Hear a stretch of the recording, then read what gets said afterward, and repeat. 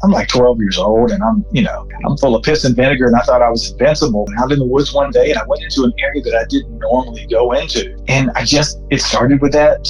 It's like this proverbial thing now. And most of the Sasquatch encounter stories that you hear, hair on the back of my neck stood up. I had this feeling like I wasn't supposed to be there and I froze.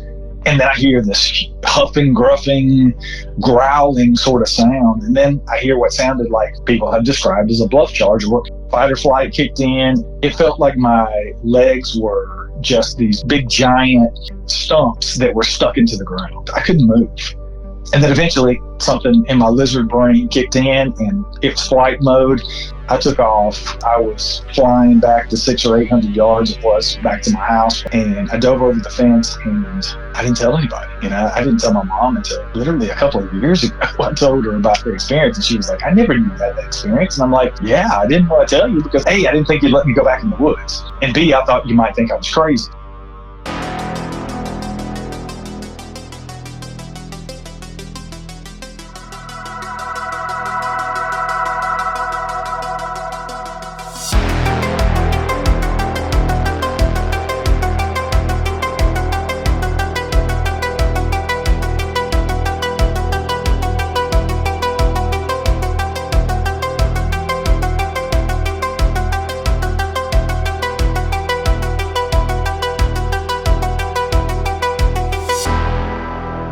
This is Bigfoot Crossroads. My name is Matt, and joining me is Mr. Brian Sharp.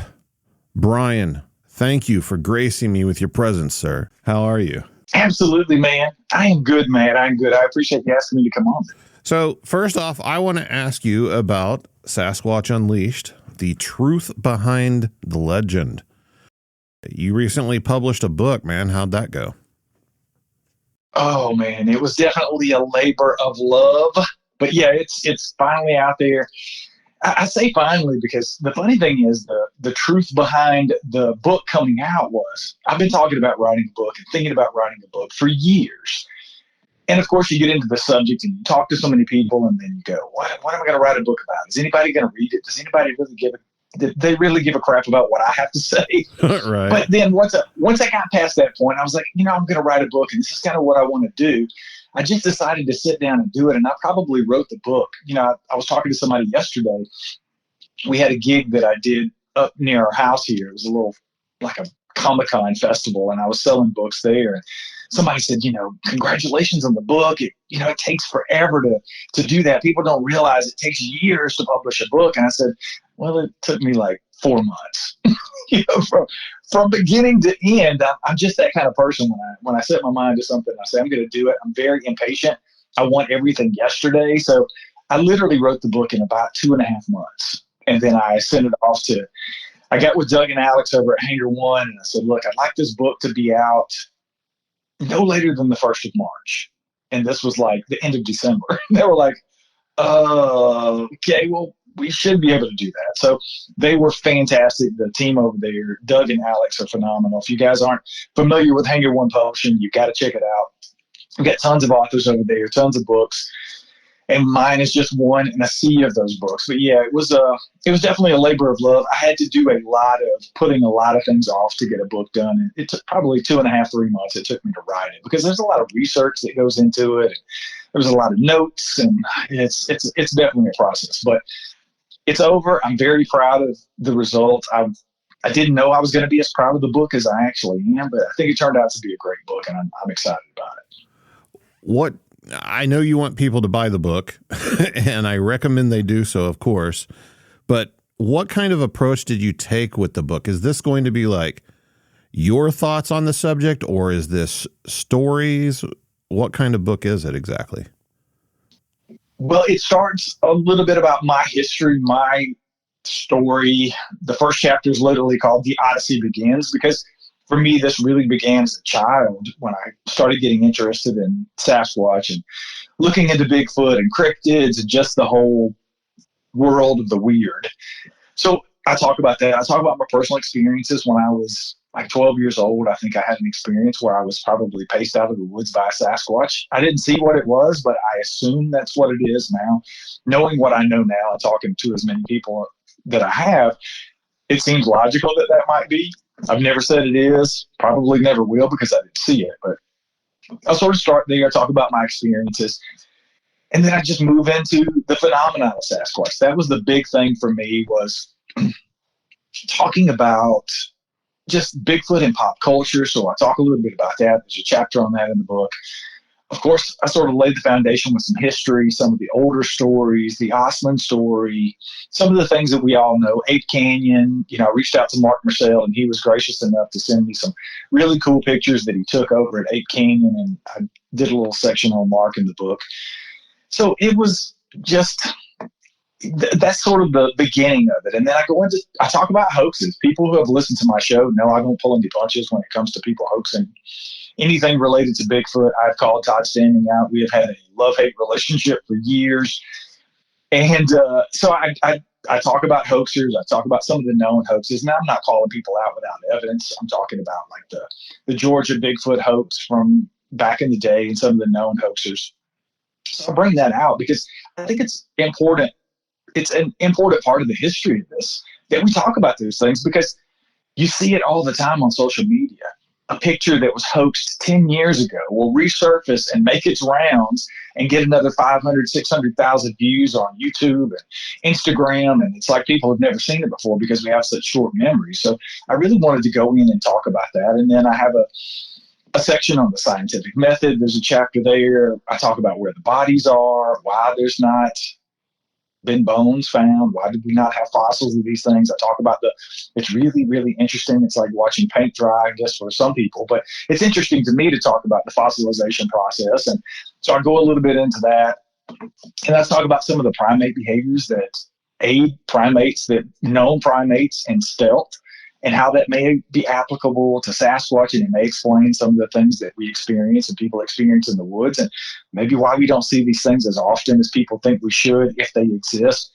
So I'll talk a little bit about that. And then I have a chapter on and talk about my time up in Radium with Todd Standing. I went out on a 7-day adventure with Todd and a couple of other folks back in October of last year, 2023. And I talk about that in the book. And I share some photos that I've never shared, some videos that I've never shared from my hikes and some of the things we did up in Radium. So that's the other cool thing about the Hanger One Publishing and Doug Hychek and Alex, his son.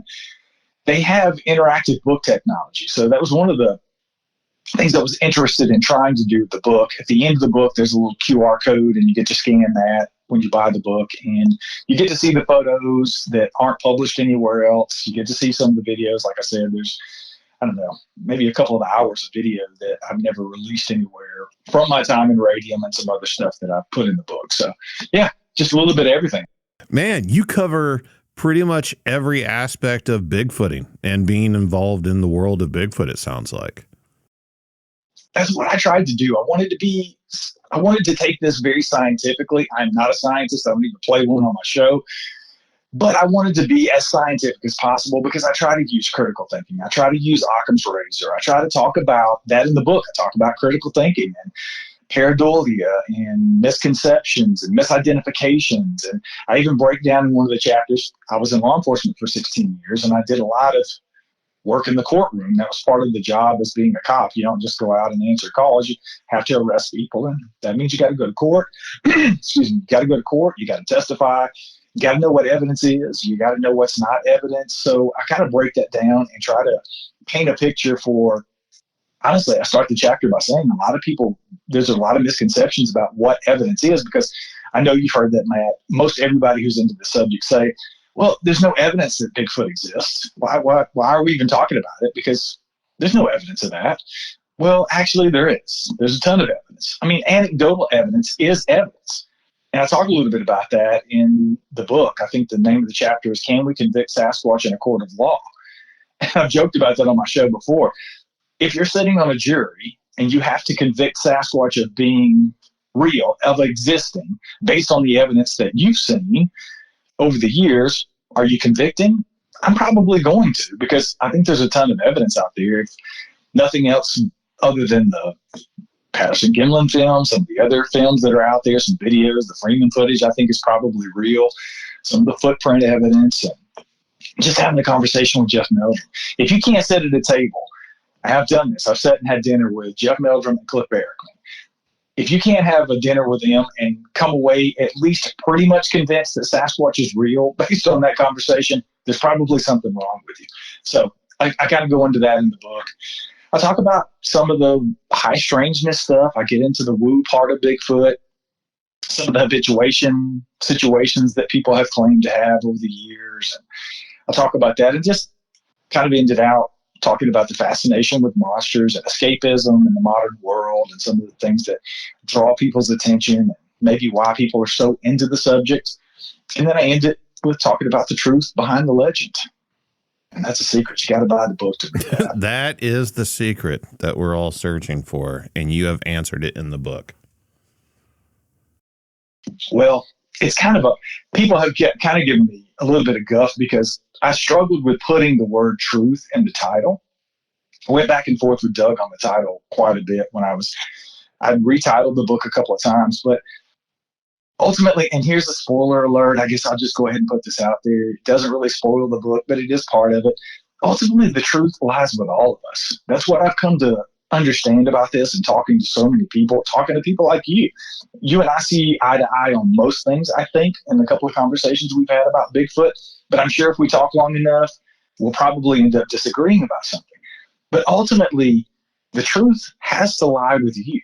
I mean, that's really the truth about the subject is it's what you choose to believe. And people believe a lot of different things. So ultimately, that's kind of where I left the book is, you know, once you go through the book and once you go through all the things that you read, you just come away with, you have to pick and choose what you think is the truth. I say it on my show a lot. You know, I say a lot of things.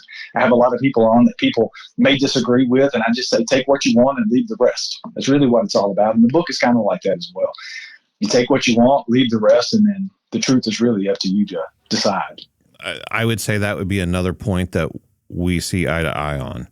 I agree wholeheartedly with that train of thought.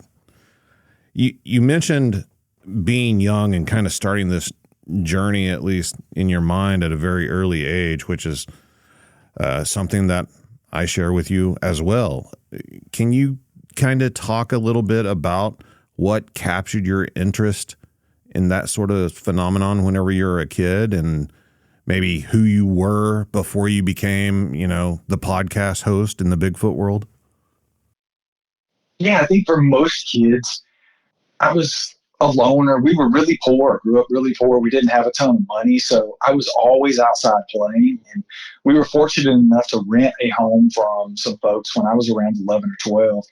And there was a lot of land around it. There was a lot of woods, and I just escaped there. I had a really crappy home life. My dad was alcoholic, addicted to drugs. My mom worked all the time. She tried to hold everything together. I had a younger sister, so she was kind of the glue that held everything together.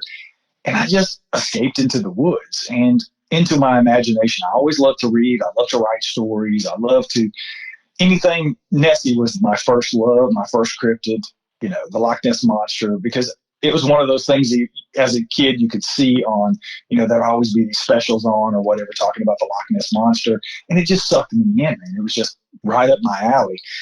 And then I would watch a couple of reruns of things, you know, you'd see the $6 Million Man episode with Bigfoot, and, you know, here and there would be these other things. And I always remembered thinking, you know, Nessie is one of those things. I knew it was a long way away. I had no idea. You know, for me, I lived in North Georgia. I lived about an hour away from Atlanta, and that was like a world away from me. Atlanta was like a different country. So I couldn't even fathom where the UK was or where Nessie might be. But for me, Bigfoot could be in those pine trees just outside my house. So I think I gravitated to that because I also heard stories. My great-grandmother and my great-grandfather, rest their souls, used to talk about ginseng hunters in the area. I grew up, like I said, in the North Georgia mountains, and ginseng hunting was a thing back then. I guess it still is. But it doesn't grow in the easiest to get to places. So it's a trek to get in and out of these places, right? We're talking on the sides of these mountains in North Georgia. And I would hear stories. And there was one particular story that my grandfather told me, bless his heart, he would tell me, you know, at least a couple of times a year, like I'd never heard it before. And I would always pretend like I'd never heard it before. But he would talk about this couple of ginseng hunters that were up on the mountain. And they came down scared to death They basically rolled down the mountain. They were cut up, bruised up, beaten up. They came into town and they were talking about seeing this big hairy man. And now I understand that to be Bigfoot. And that story always fascinated me. It always scared me a little bit because I'm like 12 years old and I'm full of piss and vinegar and I thought I was invincible. But at the same time, I'm carrying a BB gun. I've got a pellet rifle, right? Yeah. Traipsing around in the woods. I'm not really protecting myself from anything. So, and that's what happened. I went out in the woods one day and I went into an area that I didn't normally go into. I had my little areas down near the creek where I'd always stay. And then there was probably another 150 acres around us that I'd never really explored. So I went into a different area. And it started with that. It's like this proverbial thing now. And most of the Sasquatch encounter stories that you hear, hair on the back of my neck stood up. I had this feeling like I wasn't supposed to be there. And I froze. And then I hear this huffing, gruffing, growling sort of sound. And then I hear what sounded like, I know now to me, I didn't have any idea what a bluff charge was back then, but what sounded like people have described as a bluff charge, or you would see a, silverback gorilla doing a bluff charge at somebody. And all this was happening in this really thick brush. And if you've never been to Georgia, or I live in North Carolina now, in the summertime, these woods are thick. It's 10 feet away from you. There's places that something could be 15 feet tall and 900 pounds and you wouldn't see it. And that's sort of the situation I was in. And I never saw what was doing it, but I froze, fight or flight kicked in. And I think I described it in the book as it felt like my legs were just these big giant stumps that were stuck into the ground. I couldn't move. And this thing was doing its thing. It sounded like it was coming after me, but it never got close enough for me to see it. And then eventually it seemed like it was probably 25 minutes, but it was probably 15 or 20 seconds this went on. And then something in my lizard brain kicked in and it was flight mode. And I took off, assholes and elbows. I was flying back to 600 or 800 yards. It was back to my house from where I was. And I dove over the fence and I didn't tell anybody. I didn't tell my mom until literally a couple of years ago. I told her about the experience and she was like, I never knew you had that experience. And I'm like, yeah, I didn't want to tell you because I didn't think you'd let me go back in the woods. And B, I thought you might think I was crazy. So it was the culmination of those things that kept me from, and I didn't know what it was, and it's funny. I was on a show. It's probably been 2.5 years ago now. I was a guest on another podcast. And it was more of a paranormal kind of podcast, and the host was actually into demonology and some other strange things. Strange to me, maybe not strange to other people. But he said to me, because the house we lived in was haunted. I was going through some really weird things in the house. I was hearing scratching on the walls. I was hearing voices at night. I was waking up and having dark figures standing over my bed at night. It was a lot of stuff, right? And he said to me, do you think it's possible that what was going on in your house might have followed you into the woods and it might not be related to Sasquatch at all? And I was like, wow, nobody's ever really said that to me. I never even considered that. But I had to consider it, right? I didn't see what it was. So, I'm not really into that kind of stuff. I certainly believe in it because I've experienced some of that stuff. So I know it's real. But, I've just always thought that it was more on possibly a Sasquatch encounter. But I don't know. Like I said, I never saw it. So then I saw a UFO when I was 16 with my mom. So I had that experience. So it's just been a lifelong sort of thing with living in haunted places, having a possible Sasquatch encounter and seeing a UFO, had some other weird experiences. But I always wanted to be a cop. That was sort of my thing. I either wanted to be a famous singer. I did an album about 10 years ago. There's a reason I'm a podcaster. The album didn't do so great. So, I think I had the talent. I just didn't have the drive to get into music. It takes a lot of work. So I'm kind of lazy, but I either wanted to be the most famous country music star ever. I wanted to be like the next Garth Brooks, or I wanted to be a cop. So, I went straight to work out of high school. Again, we were poor. I didn't go to college out of high school. I went to work and, I was successful. I had great careers and I just wanted to be a cop. So I eventually went into law enforcement and I was in law enforcement for 16 years, and you don't really talk about UFOs and haunted houses and possible Bigfoot encounters when you're trying to prosecute people that you just arrested. Right. So I just really suppressed that part of my life for so long, but it was always there. I was always interested in it. I was always behind the scenes looking at it, reading books. Never really got into podcasts, though. And I don't even know who recommended podcasts to me. I don't know, probably 4 or 5 years ago. And I listened to the first Bigfoot Encounters podcast, and I was hooked. I knew then that was what I was really passionate about, because people were having encounters with something, and I felt like I may have had that same type of encounter, and I just wanted to know more. I had to know answers, because I couldn't just believe in it. I just wanted to know more.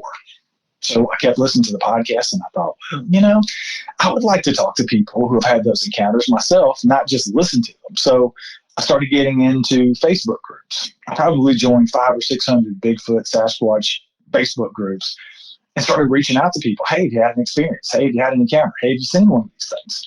And people started responding. They were like, yeah, I have. And one guy was probably 2 hours, maybe 3 hours away from me here in North Carolina. He had a roadside crossing down at Medoc State Park in just a couple of years back. And I was like, okay, so this was like end of 2020 going into 21.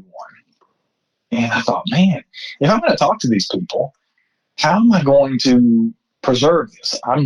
My memory sucks. I can't even remember what I had for breakfast most of the time. I don't like taking notes. So I should record this some way, if they're okay with it, for posterity, right? So I can listen back to it. And I thought, well, what if other people want to listen to it? Why don't I start a podcast?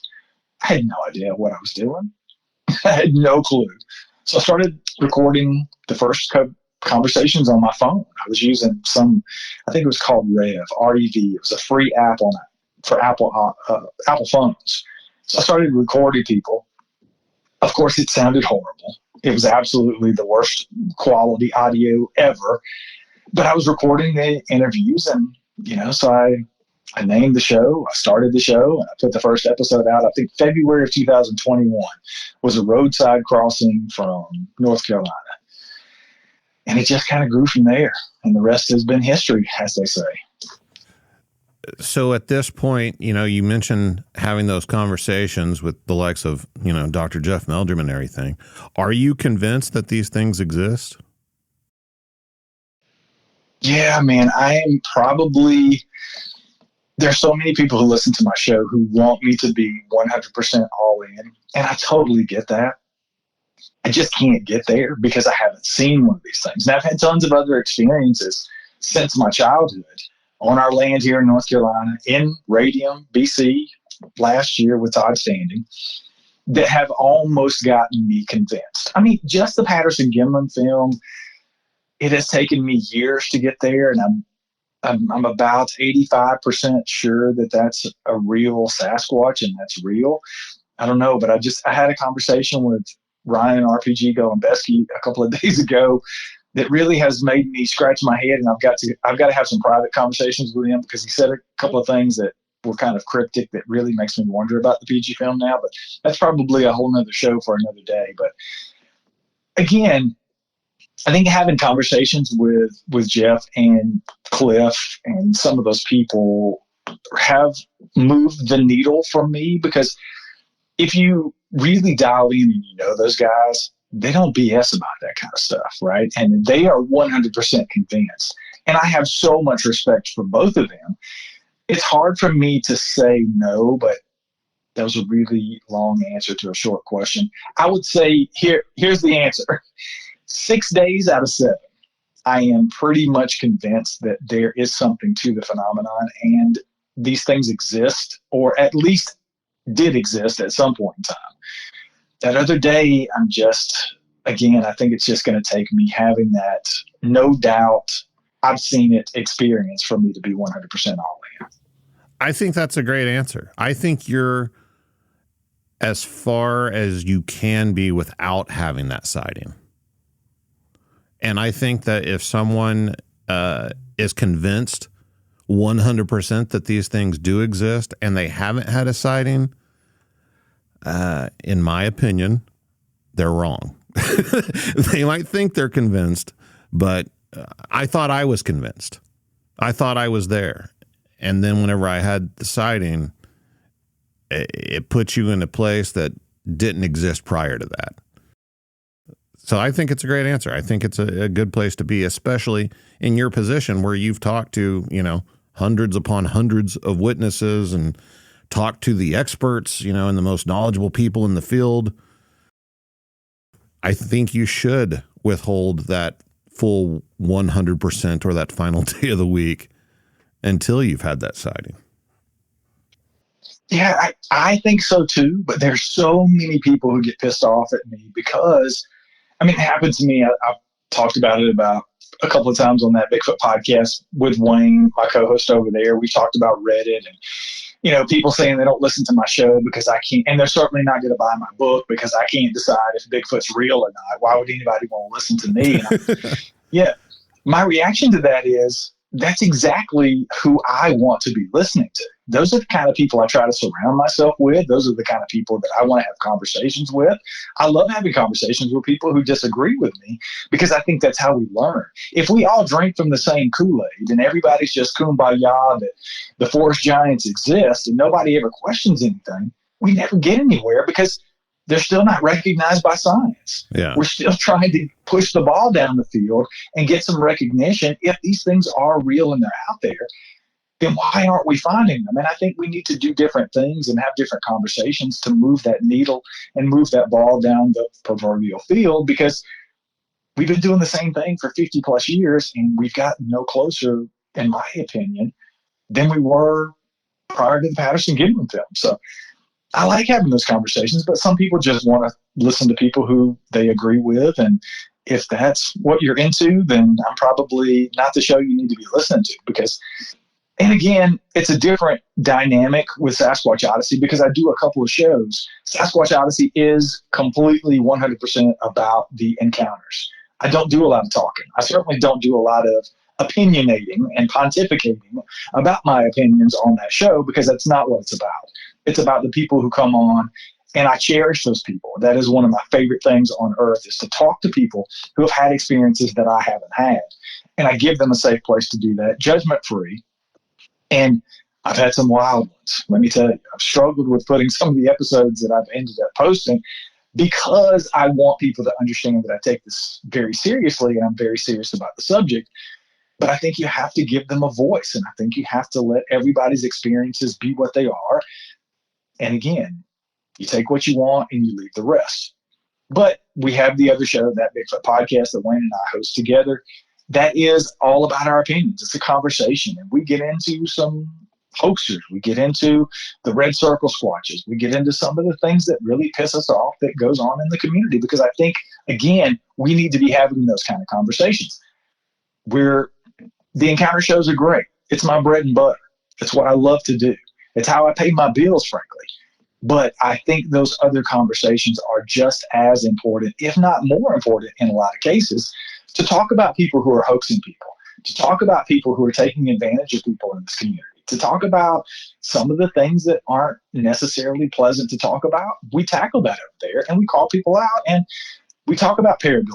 We talk about what it does to real evidence and how it suppresses a lot of people who have real evidence, who just won't come forward because they see some of the shenanigans that are going on in the community. So we try to address those things, and it's become very popular very quickly. I mean, we're only like 38 episodes in or so of that show, and we have quite an audience, and it grows, and the engagement has been amazing from that show, because I'm not used to it, frankly, with Sasquatch Odyssey. I mean, we get a lot of engagement because we have a pretty big audience, but it's nothing like having a conversation that people can be a part of.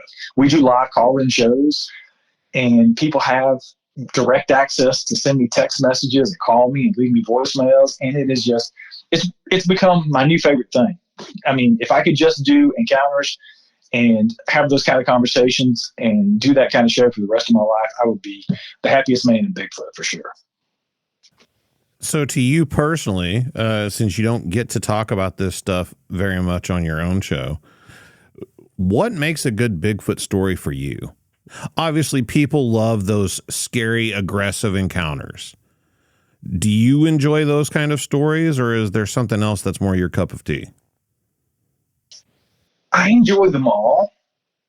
I have just gotten into I'm doing a series. I had a guy on from Alaska, Fred from Alaska, and he's a tribal member up there, First Nations, and he has had some really aggressive encounters with Sasquatch over the years, to the point of having to shoot his way out of a cabin at one point.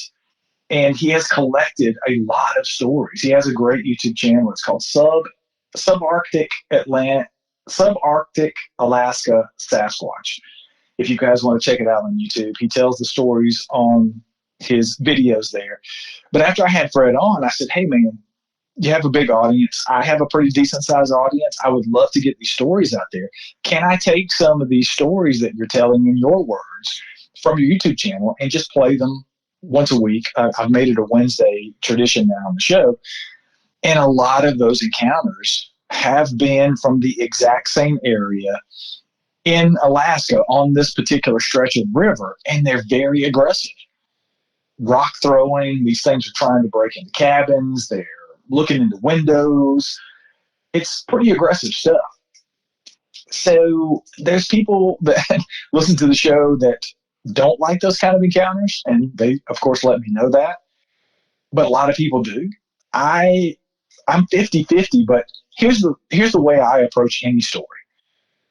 I probably should have started here. I approach every single encounter story as I'm collecting evidence. I like to think of my show as sort of a repository of information for people that are into the subject, who can listen to all of these different types of encounters that happen in the UK.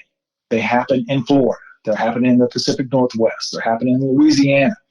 And they take all of that from me doing these interviews, and then they can find the commonalities. They can look at the differences. They can see what's permeating through all of them. What's that common thread that we're seeing in almost every situation, no matter where it's happening?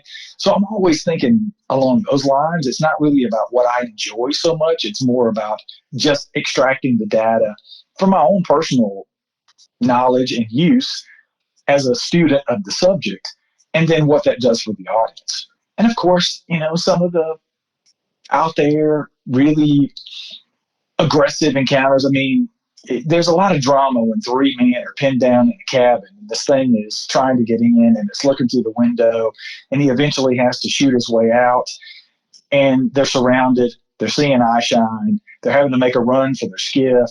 They barely get out. These things come out. They start throwing rocks. They vocalize it. I mean, that's a pretty compelling story. I mean, it's, there's a reason that the movies like that sell well right in the movie theaters, right? There's drama there. So, but I think there's something to be gleaned from those, because one of the main reasons, and if you listen to Fred either on my show or on his YouTube channel, he shares these encounters because he's pretty adamant that he doesn't think every Sasquatch is some bloodthirsty creature that's out there snatching everybody that goes missing anywhere in the woods, and they're all killers by any means. But he does think it's important that if people are having these experiences, and he's had those experiences, and he shares his own experiences, because if you're out in the woods in these areas, you need to know that. Because I think you have to be smart when you go in the woods. If there's a bunch of grizzly bear in a certain area and there's a rogue grizzly that's very aggressive, wouldn't you want to know that before you go salmon hunting, salmon fishing? I know I would. I'm not going in no grizzly areas to begin with. I'm right there with you. But if you are, and you are in those areas, those kind of stories are important for you to hear. And whether you believe them or not, you're probably going to hear that and go, I'm probably going to be just a little bit more on edge. I may have my head on a swivel, maybe a little bit more than I might have, because it's possible this thing could be out there. So I think those aggressive encounters serve their purpose. Obviously, they're entertaining for a lot of people. But if these things are, and I do think they're animals, and I think they have the propensity, like any animal, including human beings, to be aggressive and to have a personality that may be a little rogue, just have your head on a swivel and make sure that you pay attention to what you're doing and be prepared to protect yourself if you're in an area to have a possible encounter. So, but I've had some of the weirder stories sometimes are interesting to me just because I like to break down the story as people are telling it. And I'm talking more of a high strangeness. I had a guy on from Tennessee, I guess it was last year sometime, and Daryl had some, what would be considered as mundane as it could possibly be to see an 8-foot hairy hominid in Tennessee while you're fishing on a riverbank, but a pretty mundane experience, right? This thing was playing, it was kind of playing with him and taking his minnow bucket, and he ends up seeing this thing and going back over and over and having a couple of encounters, to being on a property in a recent investigation. And of course, this was as recent as last year, right before I had him on. And he claimed to see an orb that came down the hill while they were experiencing Bigfoot activity. And the orb turned into a possum. Whoa. In front of him. I don't know what to make of that. Yeah. And Daryl was one of these guys. He was in state government up there. He was somebody in this town, still is. He's pretty well known in the Bigfoot community.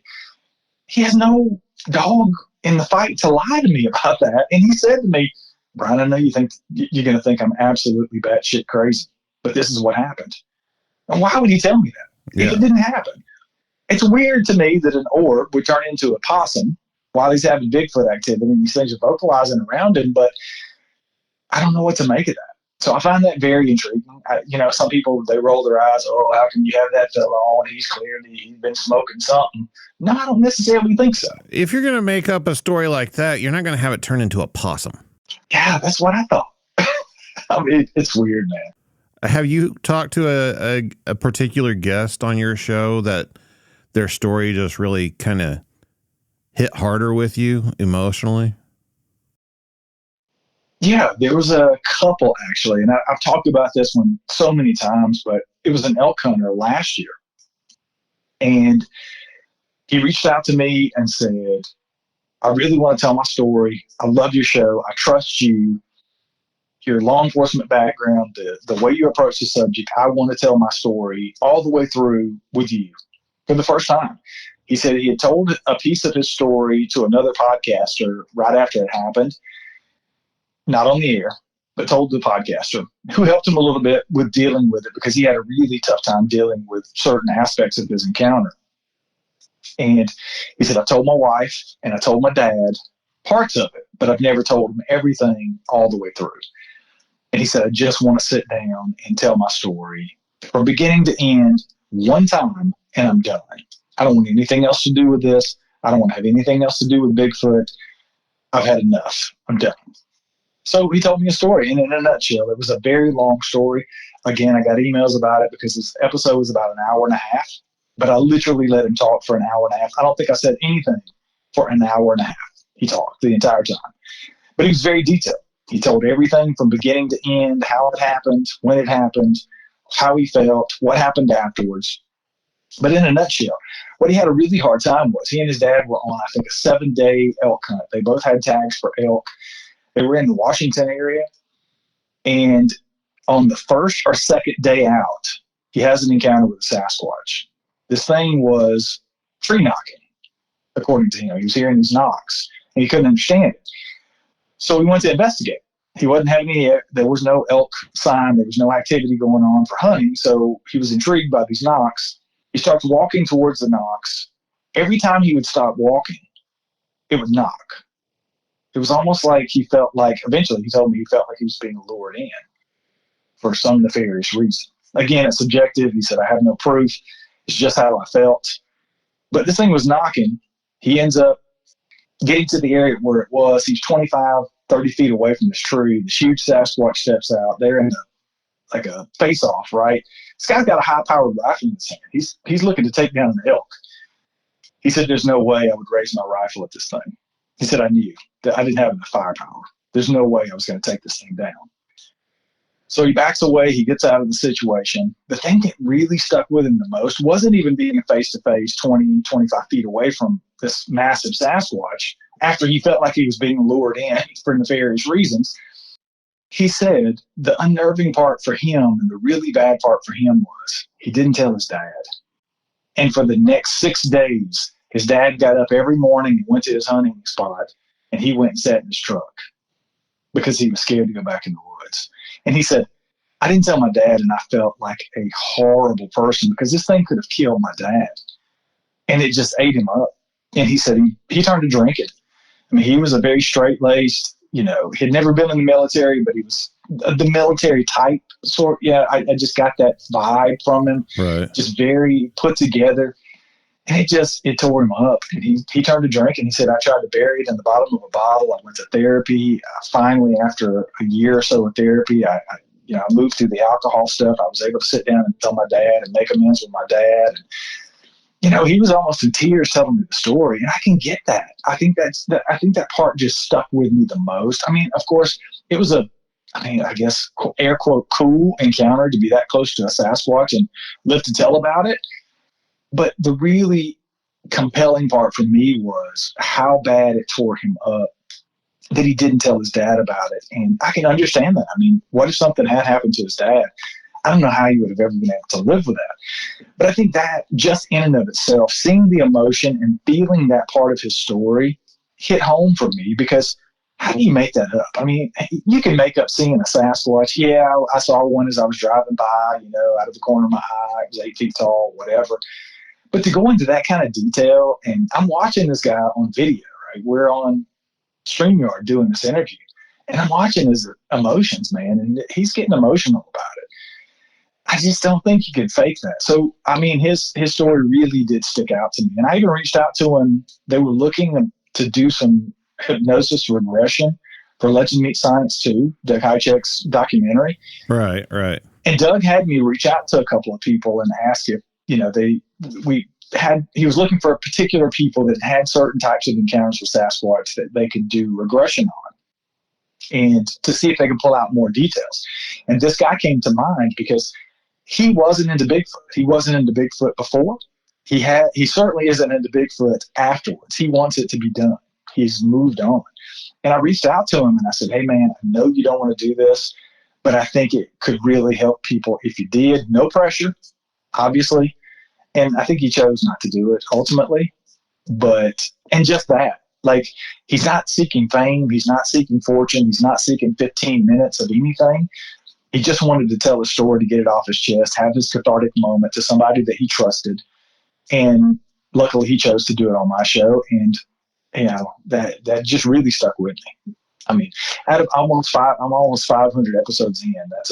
There's a lot of stories that are obviously compelling, and I'm not trying to leave anybody out, but that's just one of the most recent that has really stuck out to me.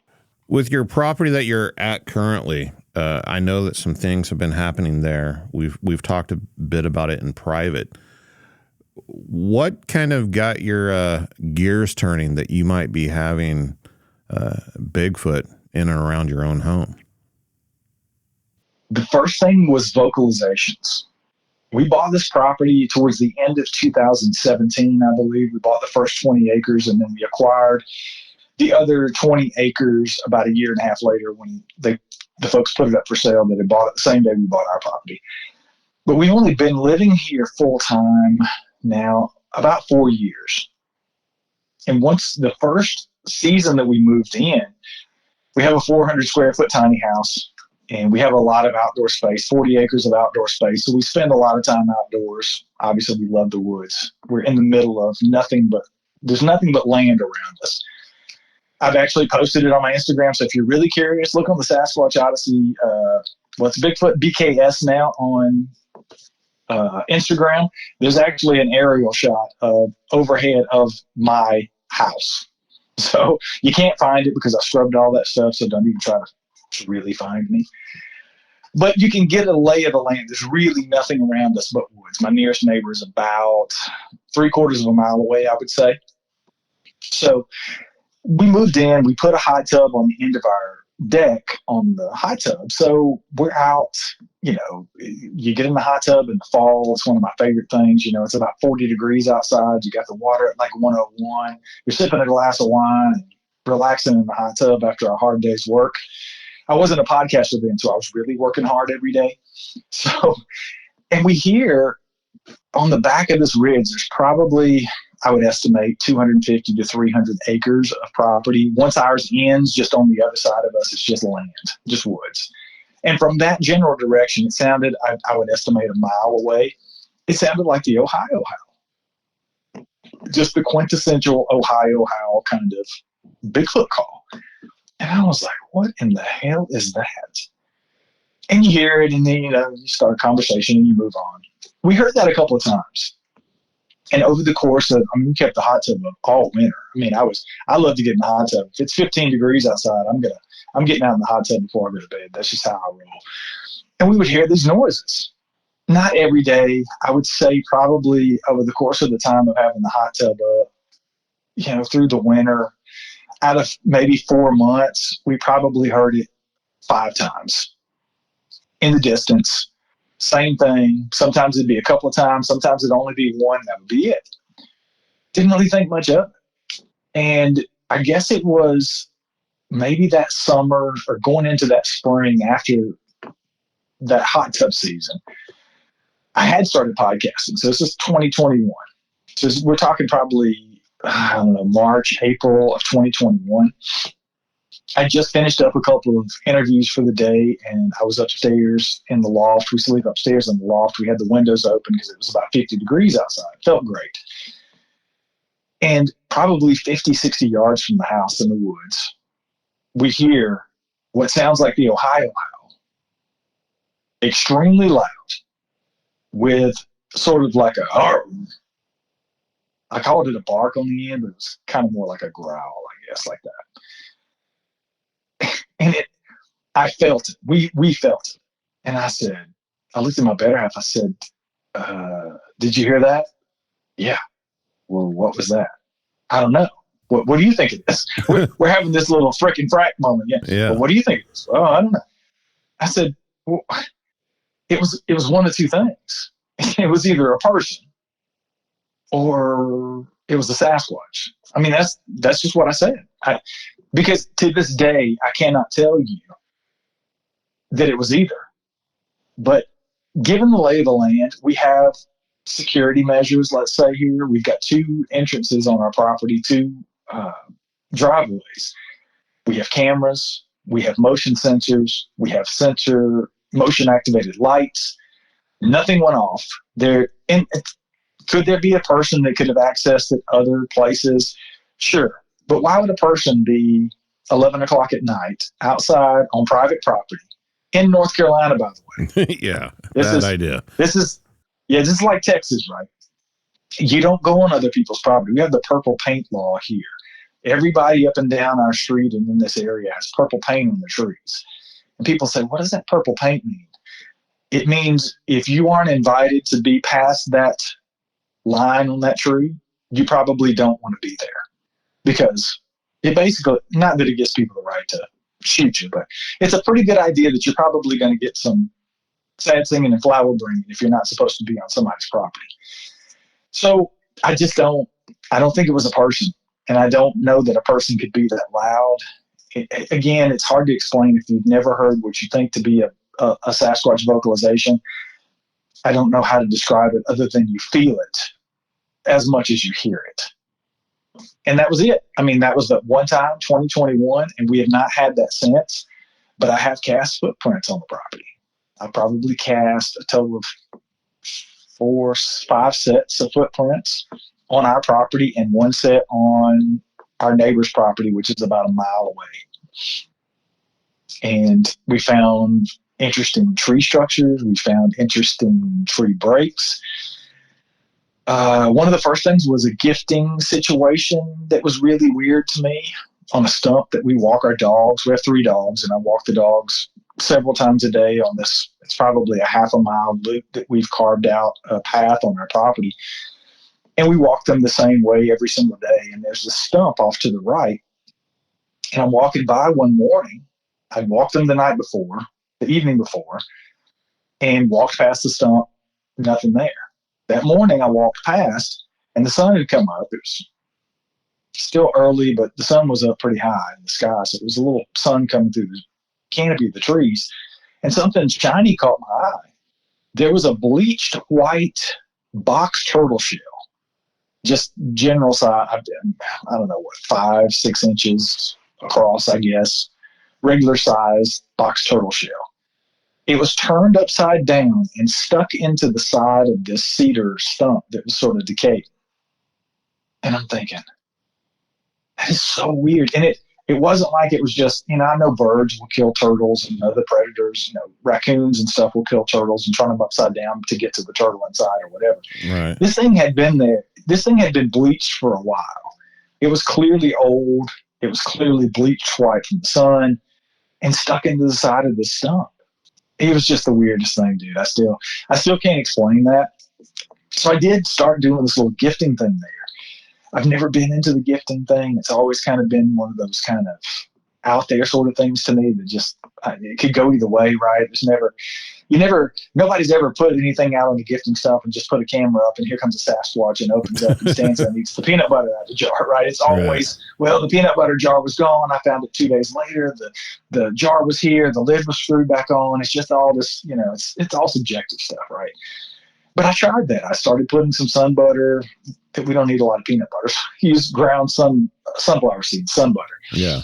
And I'd stick it down into the stump where it'd be very difficult without a hand like ours to pull it out of the middle of this like decayed stump. And I've had several of those completely disappear. Huh. I've put, and one of the weirdest things was I stuck an apple in the middle of the stump. I put an apple on the end of a stick, stuck the apple, like stick through the core of the apple, stuck it in the stump, put a trail camera up, and it stayed out there for, I guess, 3 days. Every night, raccoons on the trail camera, all around the apple, but the apple was untouched, right? I brought the SD card in.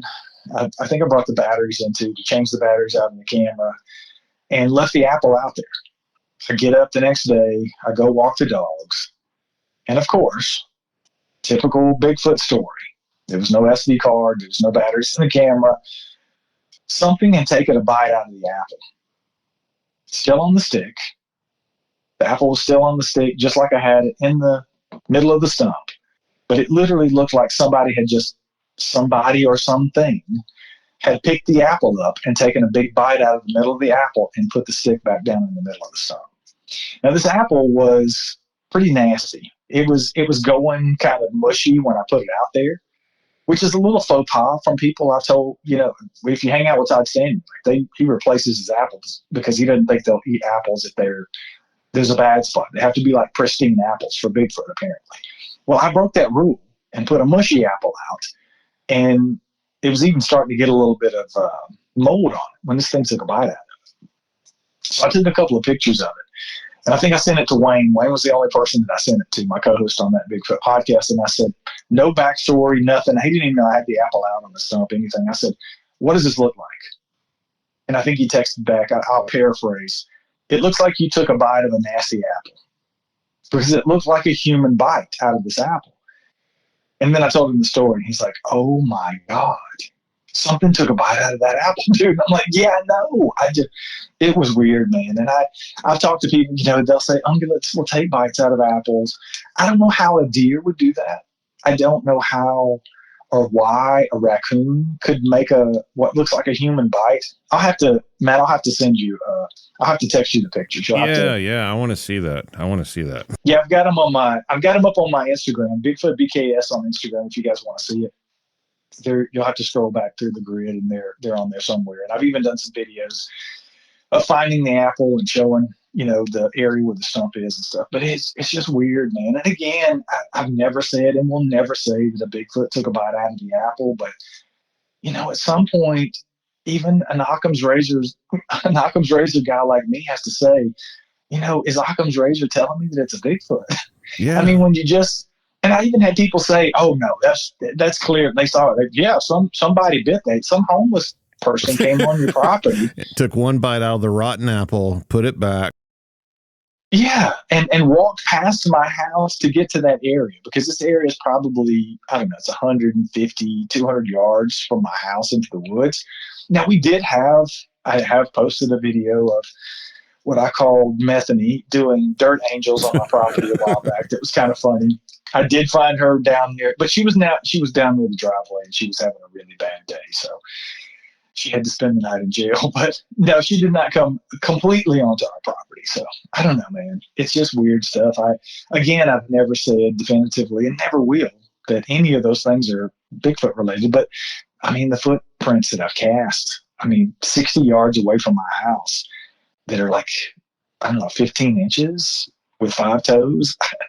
I don't know. And the one that I didn't cast, which is probably, well, outside of those two, and those, there are pictures of those in the book, by the way. If you do pick up Sasquatch Unleashed, The Truth Behind the Legend, I do have pictures in there of some of the things. I've never released those pictures of those cast footprints. And I'll tell you, one of the reasons I never did was because they were too perfect. I have cast some horrible looking prints on the property, and they turned out horrible. They just looked like a big jumbled mess of plaster. And I'm embarrassed by them, right? But I did a gig last year with Dr. Meldrum and Cliff Barrickman and Michael Freeman out in Idaho. And we're sitting around after the gig, and we're having a drink, and I pull out my phone, and I was showing Cliff some of the pictures of some of the things I found on the property. And he scrolls past this picture of what I thought was a pareidolia footprint. I'm hiking on the property one day. This was last summer, or summer before last. I can't remember. But anyway, I'm hiking on the property. Danny and I are hiking. We're not doing anything Bigfoot related. I didn't want to have any conversations about Bigfoot. I wasn't even going to take my phone on the hike. I just wanted to get into the woods. We were going to an area that we'd never been on the property. There's still places we haven't hiked here. And I wanted to go out to this area and just hike and just enjoy nature. It was a beautiful day. But it was supposed to rain because we'd gotten rain for like 3 days. And then it was supposed to start raining again like that night. So we had this one little window. So I was excited. Long story short, we're hiking along. I cross over this little low spot where it's not really a creek, but there was standing water that like run off from a spring. And there was probably half an inch of water. And I go to step and I look down and something immediately caught my eye. It looked like a footprint.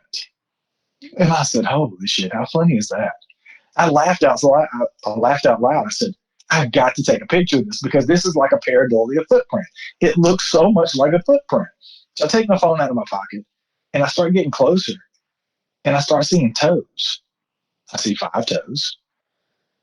And then I start seeing how the front of the foot, or what I now think is a footprint, where the toes are pushed down even farther in like the silty bottom of this little muddy area. And then the back foot looks like it slid a little bit. And I'm like, oh my God, that does look like a footprint. So I took a couple of pictures. And of course, Danny's yelling, we're not doing Bigfoot. We're just walking, we're just hiking. So I go on. And then I find some weird, what looked like nest areas in that same area. I found some really weird, like formations. We found a rock stack in the back of the property in that area. I put all these pictures in the book in case you guys are wondering. Yes, you can see those. But I'm showing this picture to Cliff, and he stops on it, and he says, well, what's this? And I said, it looks like a pareidolia footprint. He said, no, dude, I think that's a Sasquatch footprint. And I'm like, are you kidding me? He said, no, it looks like one of the best I've ever seen. Did you cast it? And I said, no, I didn't cast it. I didn't have any casting material. It was in water, and it was going to rain more than it. It's just this comedy of errors. And he's like, cast everything, dude. Always cast everything. So from then on, I've never went out on a hike without being prepared to possibly cast something, because we have found some really compelling stuff that look like footprints. So yeah, some really weird stuff. But that's, and again, we haven't heard any vocalizations. I did hear some wood knocks. That was the other thing right before I went on to the radium trip. And I went to radium in October of 23. So a couple of months before that, I'd never heard anything that even resembled a wood knock before. But I went out on the porch to do my business at like 3 o'clock in the morning one morning, and I hear like 4 power knocks, like bam, bam, bam, bam. Just, it sounded like it was coming from the same general area behind the property, our property on the other side of that ridge from where we had heard the initial long distance Ohio howl kind of sounds. And never heard anything like that before or since here on the property. And then I get to radium and I experienced some wood knocks that sounded almost identical to what I heard that night. So I don't know, man. Weird stuff. That's what keeps me coming back, though, for sure.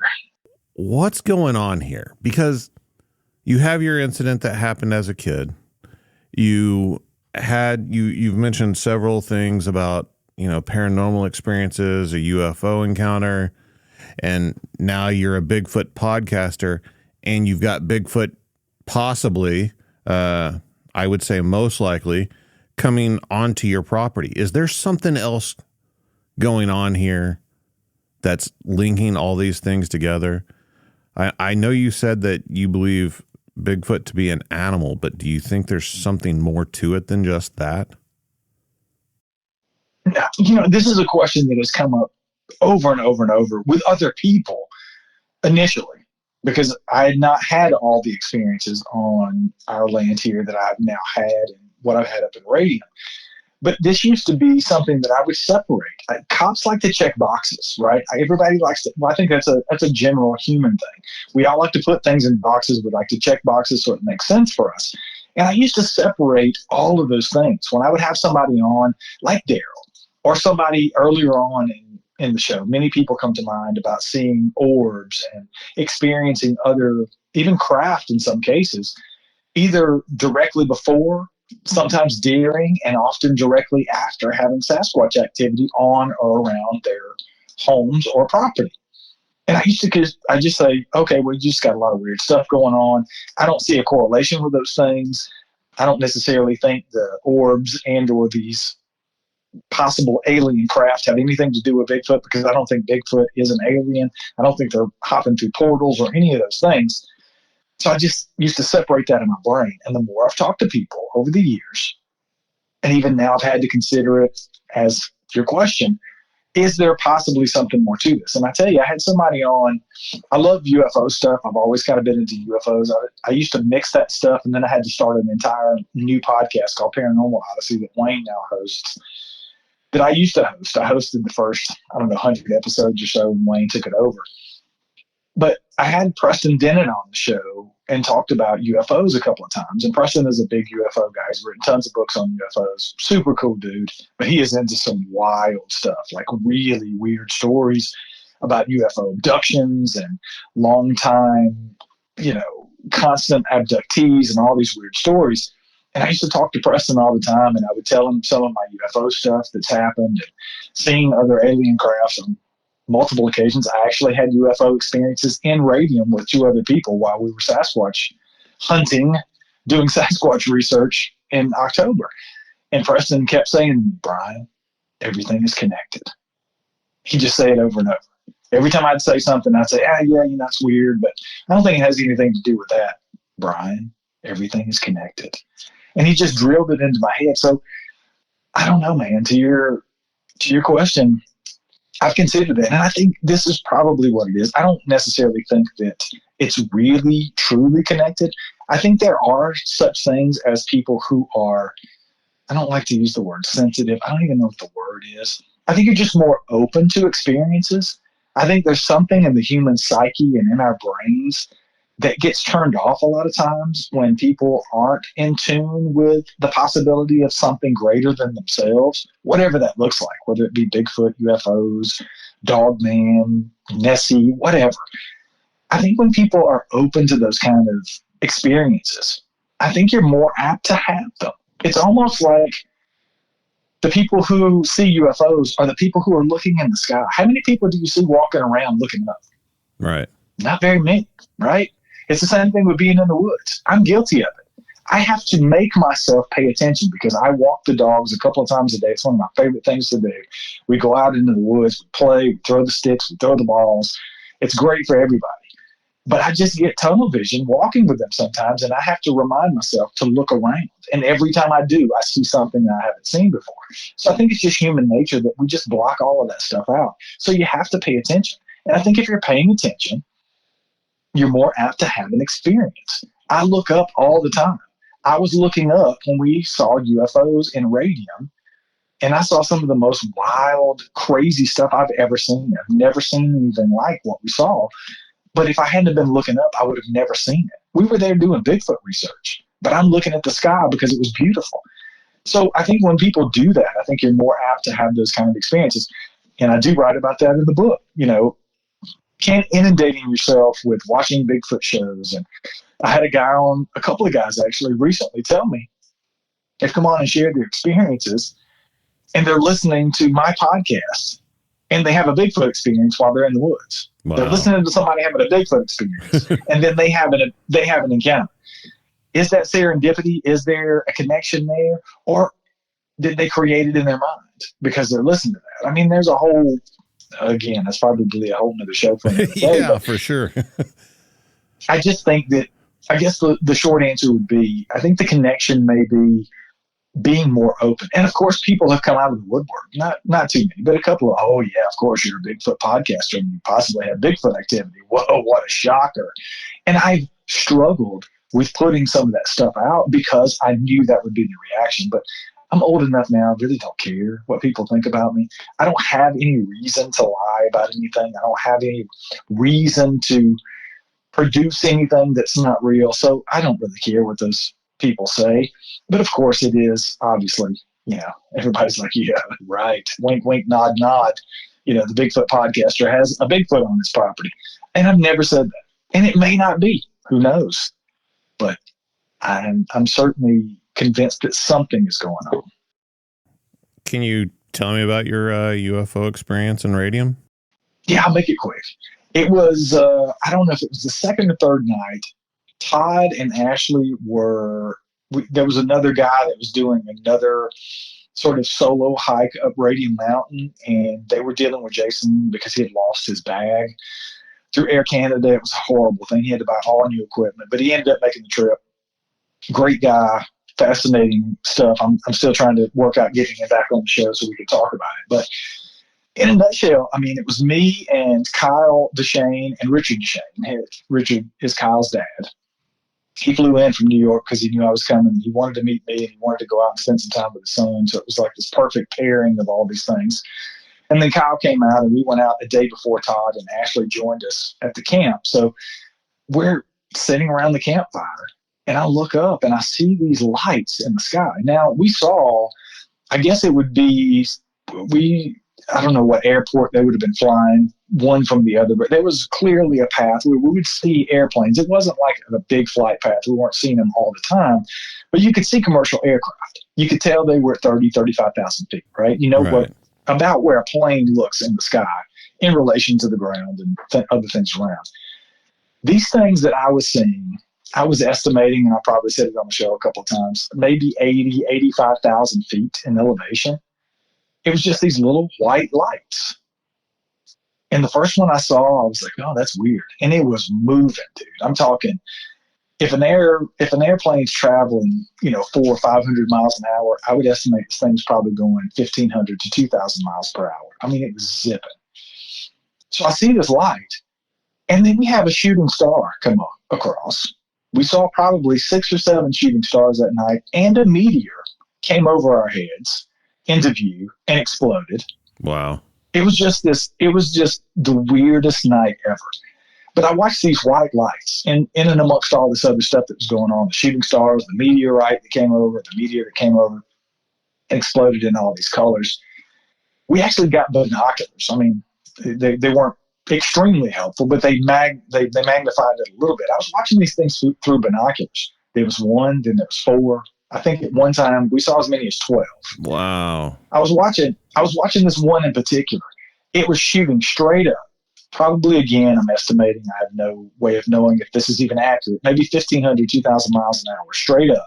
It stops on a dime and does an immediate left-hand 90-degree turn, probably 1,500, 2,000 miles per hour. That was what sold it for me. I was like, if there was any doubt that I was seeing what I thought I was probably seeing in the beginning, there was no doubt after that. Nothing I know,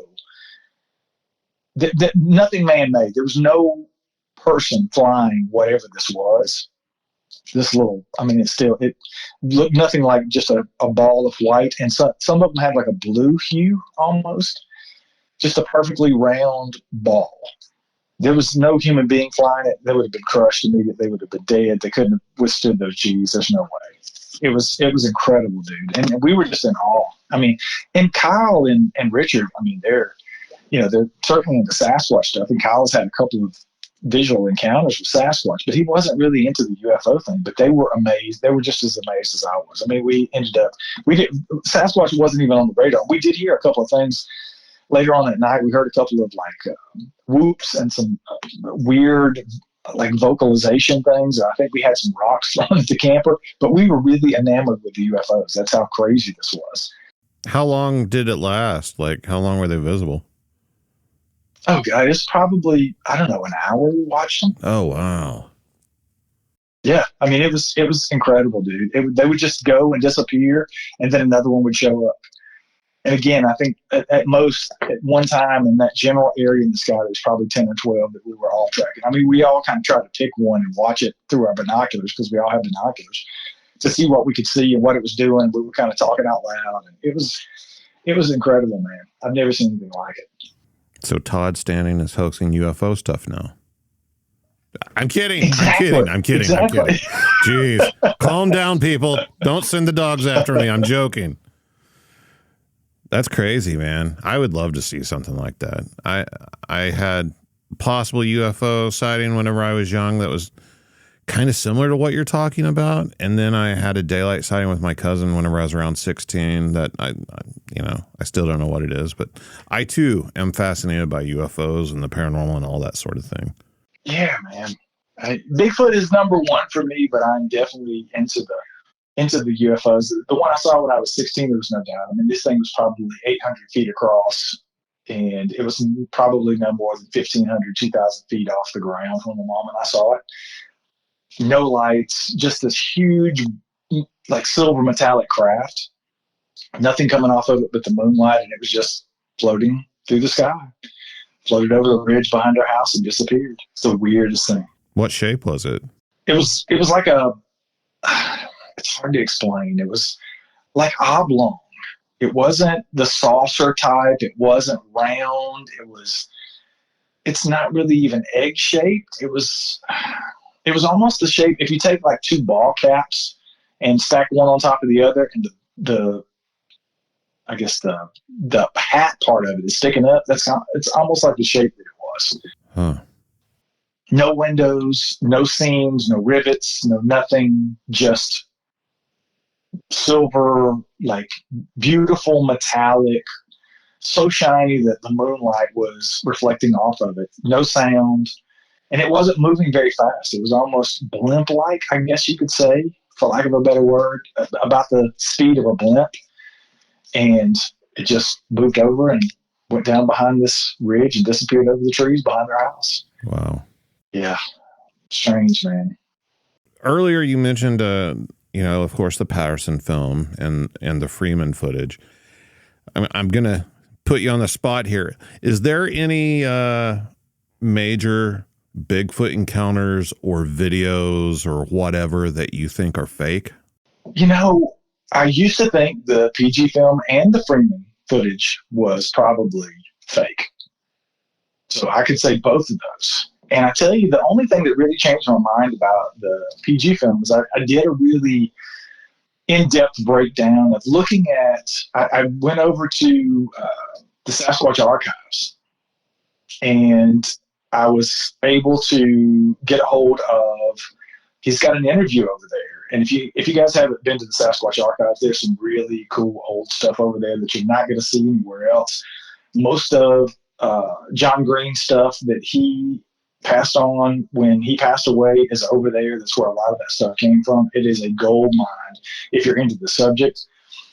But I was able to get a hold of him, and he allowed me to use a portion of, there's an interview over there of Bob Gimlin and Roger Patterson 5 days after they filmed Patty. It's a radio interview, and it's about 22 minutes or so total. And that's not the whole interview, but it's a big bulk of the interview. You get the gist of it. They're talking about what happened just 5 days before on this interview. And the guy's asking them questions, and they're talking about Patty. They're explaining what they were doing, how they were doing it, where they came from. It's just a litany of information. It's a gold mine of information. So I took that, and then I found Bob's up there. I think Bob just turned 91, and he doesn't do a lot of interviews anymore. He doesn't do a whole lot of speaking stuff. So I went back to like 2019 and I found a really good interview with Bob, and he's going through the entire story and he's talking about Patty. I did find a few inconsistencies.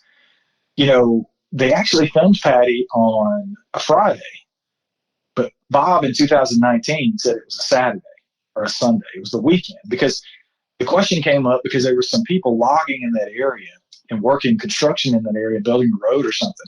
And Bob specifically says in 2019 that they know that nobody else besides them was there. So they couldn't have been hoaxed because it was on a weekend and those workers weren't there.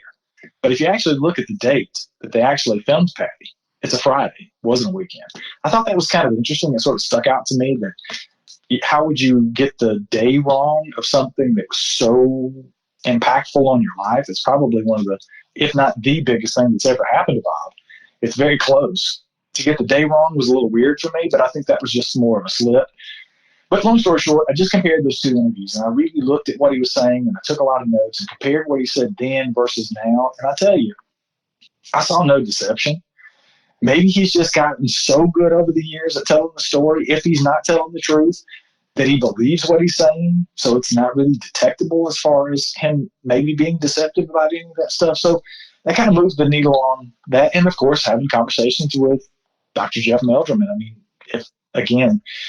every time I've ever talked to Jeff about the Patterson-Gimlin film, he has pretty much convinced me that Patty was real, just based on what he saw in the footprints and the cast that day. So, and then the Freeman stuff, I was always questioning that because it's very low quality. It's very hard to see.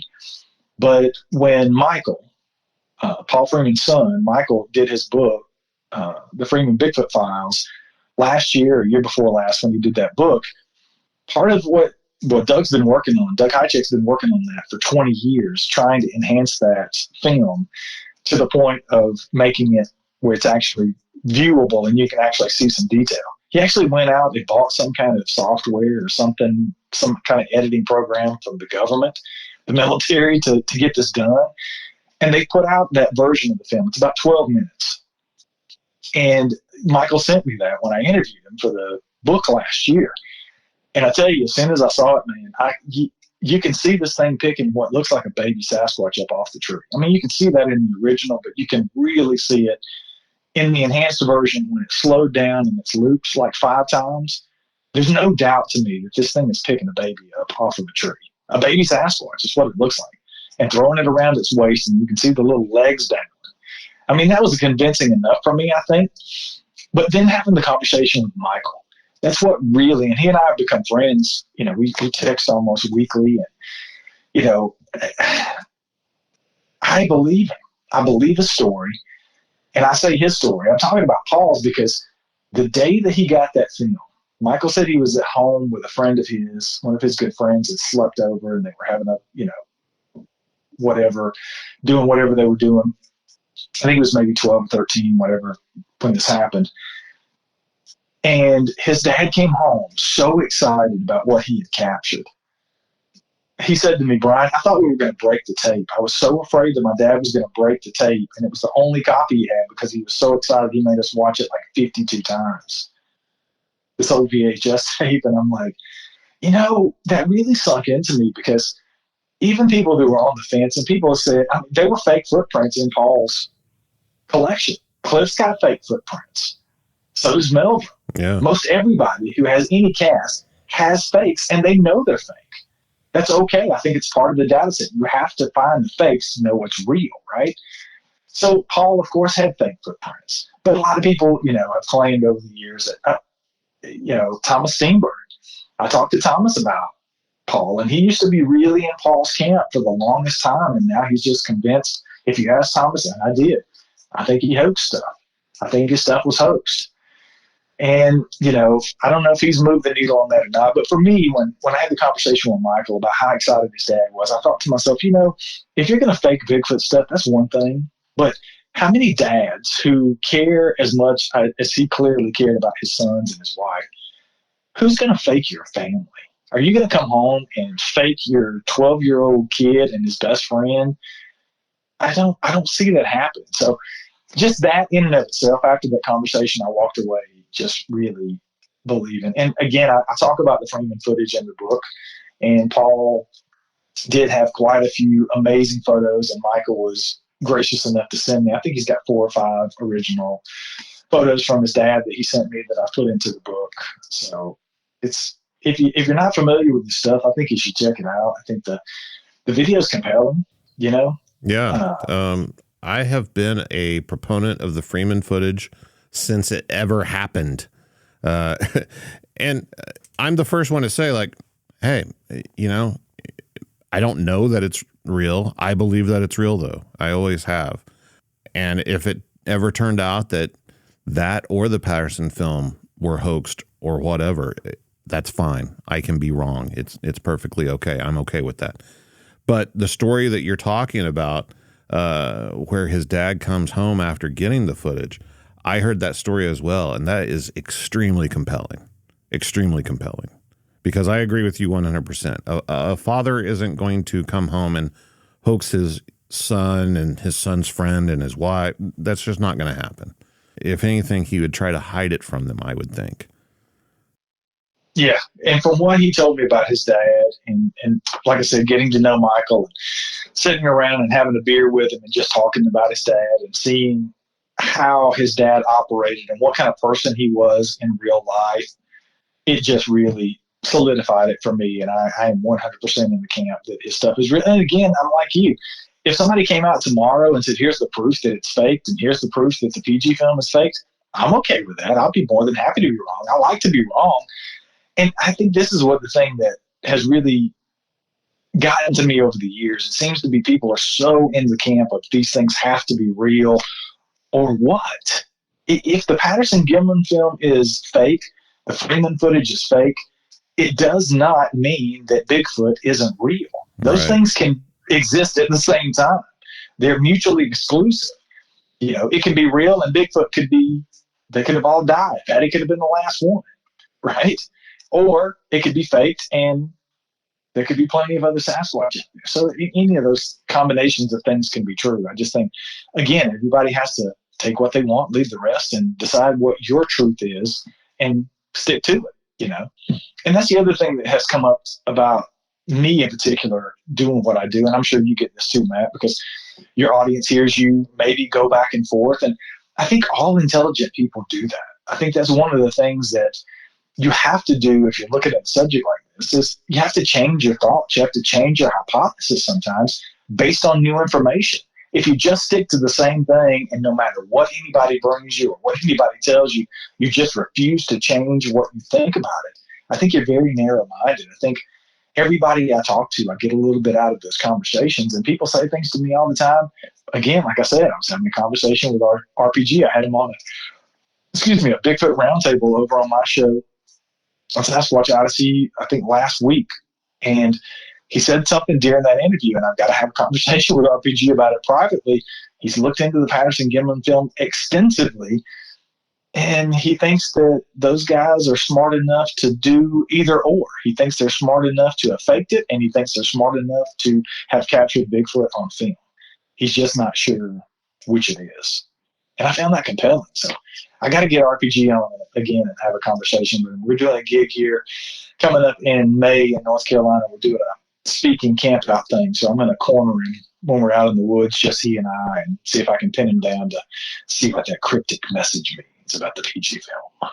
Well, yeah, I was going to ask you, what do you got on the burner coming up? What you got some appearances coming up? What's going on with Paranormal World Productions and Sasquatch Odyssey? We have all kinds of stuff coming up, man. I'll have that stuff posted. It's on our social media now. If you follow Bigfoot BKS over on Instagram, we've got all of the stuff on our grid that's coming up. I think the next big thing is in May. I will be out at the Ohio Bigfoot Conference. I'm going to be hanging out with Cliff Barrickman, Doug Hychek, Matt Pruitt.